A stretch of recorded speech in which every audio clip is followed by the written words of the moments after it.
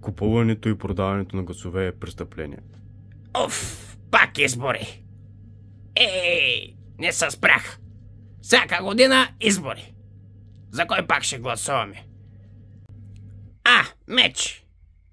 Здрасти, Райан. Здравей.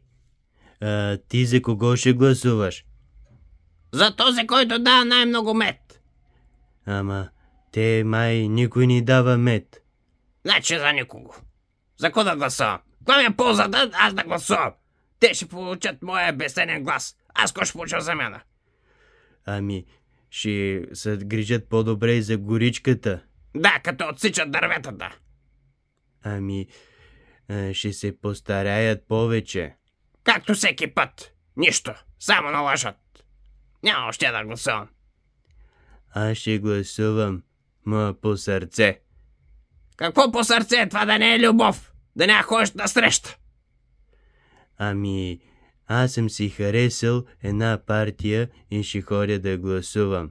Казаха, че се грижат много добре за горичката. Нямам търпение. Ма то изборите не са днеска.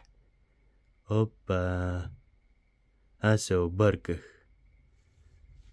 Къде хукна, бе? Здравей, Райан!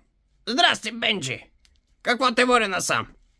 Аз ще участвам в изборите. Ти ли, бе? Точно ти? Да.